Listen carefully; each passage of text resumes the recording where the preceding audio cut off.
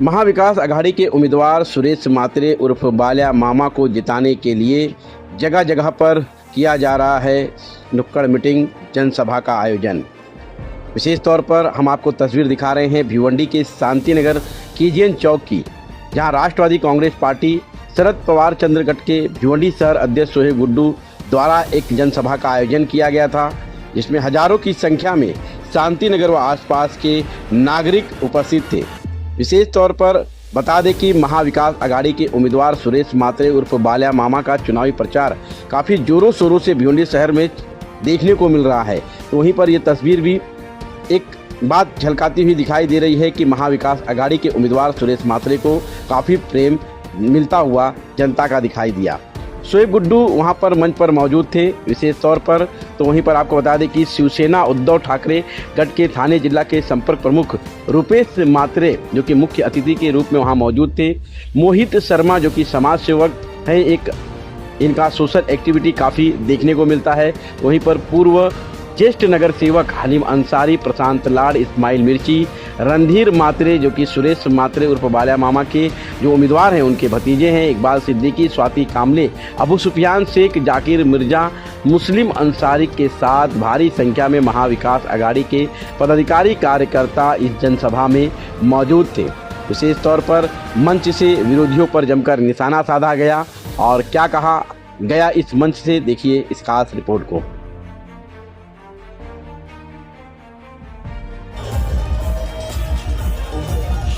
लोग रात भर जागते हैं और दिन में सो जाते हैं, वो होना नहीं चाहिए। शाम के 6 बजे के बाद आपको जितना सोना है सोइएगा। इतना मेरी आपसे गुजारिश है, वोटिंग 9% बढ़ाइएगा। और आज देश के हालात आप देख रहे हैं, जिस तरीके से भाजपा सरकार सिर्फ और सिर्फ हिंदू मुस्लिम के बांटने के सिवाय कोई काम नहीं कर रही है, विकास के नाम से कोई बात नहीं कर रही है। आज हमको 10 सालों में अपना विकास बता दोगे, उसने क्या ऐसा विकास किया इस देश के लिए, इस शहर के लिए, जो बोल सके। 10 साल से यहाँ पे कपिल पाटिल खासदार है। 10 साल में मैं समझता हूँ भिवंडी शहर के अंदर झांकने भी नहीं आए, काम करने की दूर की बात है।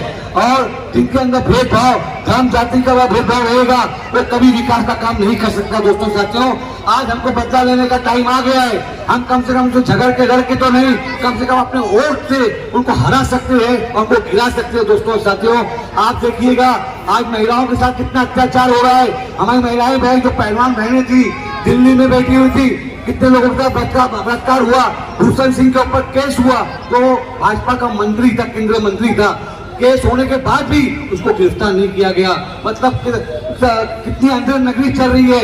हमारे महिलाएं बहनों के साथ मणिपुर में देख लीजिए किस तरीके से महिलाओं के साथ अत्याचार हुआ, आप सोच नहीं सकते। तो जब क्लिप देखे हम लोगों ने रोआ खड़ा हो गया। और बाल्या मामा उसी दिन ठान लिया था कि आने वाला वक्त इंशाल्लाह जो रहेगा इंडियन एयरलाइंस का रहेगा और महिलाओं का जो सुरक्षा रहेगा इंशाल्लाह इंडियन एयरलाइंस करेगी। ये मैं आप लोगों को विश्वास देता हूँ। दोस्तों साथियों, आज महिलाएं देश में सुरक्षित नहीं है। साथ ही साथ में आज चाहे माइनॉरिटी के लोग हो, चाहे दलित भाई हो, सबके हालात आज खराब है।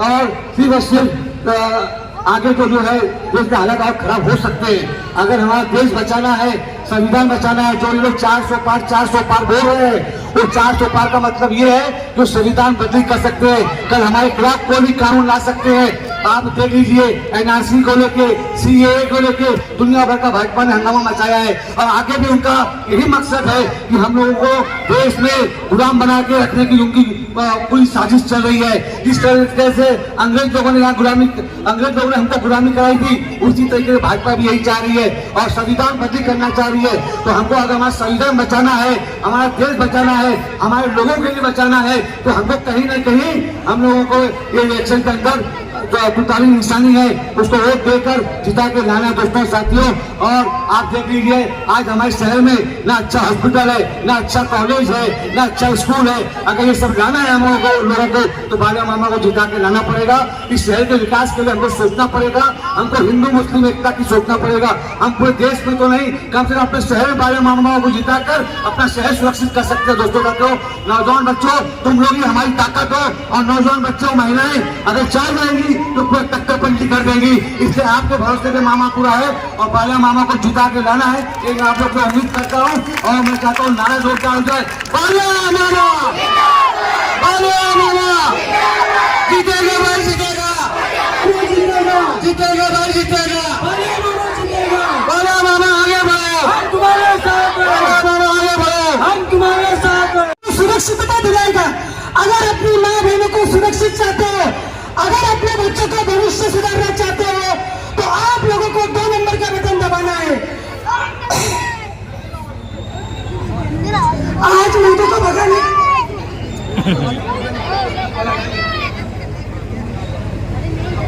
सभी लोगों से बोलूंगी कि ये लड़ाई जो लोग आज हाथ में कोई दे के आप लोगों को पहले फुसला रहे, वोट काटने का काम करे, वोट का बंटवारा मत होने दो, क्योंकि भाजपा चाल चल रही है। ऐसे लोगों को खड़ा किया है जो मुस्लिम की हमदर्दी पाके हमदर्दी मांग के वोट का मांग रहे हैं। तो किसी के भी इसमें वो मत होना, 2 नंबर का बटन दबाना और बड़े मामा को जिताना।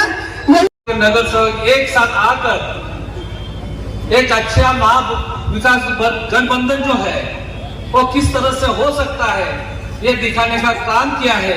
और उसमें सहयोग देने वाले मेरे सभी कांग्रेस के नगर सेवक, राष्ट्रवादी के नगर सेवक, इनका सभी का मैं शुक्रिया अदा करता हूं। आज 12 के बाद 2024 में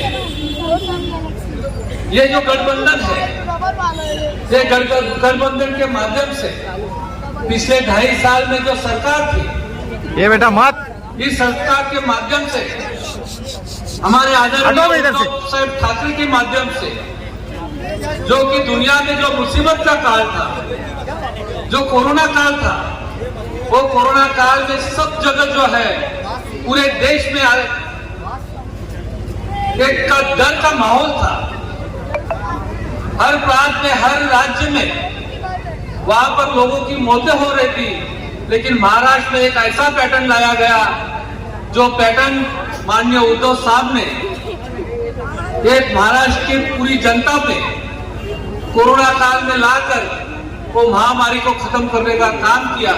और जिसकी तारीफ पूरे WHO में, यानी दुनिया भर के सभी हेल्थ ऑर्गेनाइजेशन जो है, उन्होंने वो पैटर्न को सहारा और उद्धव जी के जो काम करते हैं। ये लोग वो दौर भूल गए जब हमने आजादी की लड़ाई एक साथ लड़ी।